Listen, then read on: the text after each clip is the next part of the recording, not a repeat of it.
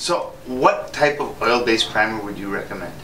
Well, there's several different brands out there, but at the end of the day, an oil-based primer is an oil-based primer. The resins penetrate the wood, and they actually penetrate the grain.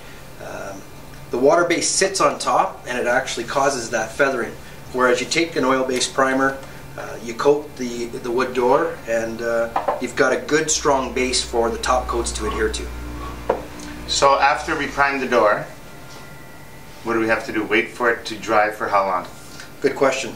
You can get some fast-drying oil-based primers. Some of them dry in as little as 3 or 4 hours, and they're fine. I mean, other conventional oil-based primers can take up to 12 hours to dry, and they're great as well.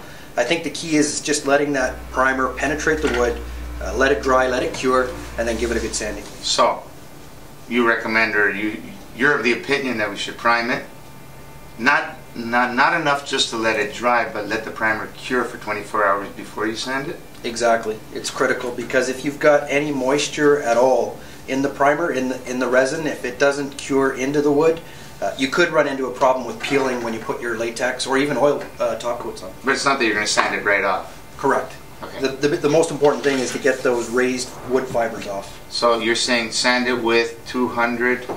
220 grit. Not to sand the primer off, just to smoothen the surface. Correct. And after they've sanded, how should they clean it before they apply the paint? Good question. Again, I think the most important thing is just using a good tack cloth or a cheesecloth. You can get it at your local paint store. So they're not supposed to wash the door? Definitely not. Definitely not. Okay. And after that, just put whatever paint you want on it. Oil paints are not available anymore.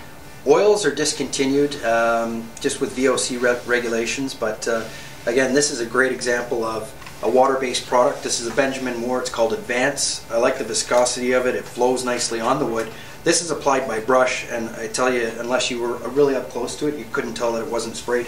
Mm-hmm. So 1 coat, 2 coats?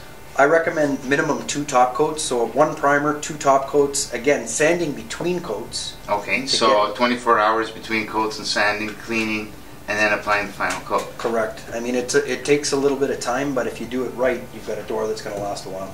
So that is the proper way to finish, to paint the door. You got it. So the next question is, would you recommend that they use the finger joint pine, or would they be better off with the clear pine? You know what? It might cost a couple bucks more to get, you know, a clear pine door versus the finger joint, but at the end of the day, it's you know, you save a couple bucks here, but you got to spend a little bit more on the finished product using the oil-based primer. But with the clear pine veneer or a solid pine door, if you go at it with an oil-based, I mean with a water-based primer, pardon me, you'll still get the grain feathering, and the customer will end up with the grain through the paint anyway. That's correct. So I mean, it's better to, I would say it's better to upgrade a little bit on the door and still use the oil-based primer. And still use the oil-based primer. Exactly. Thank you. You're welcome.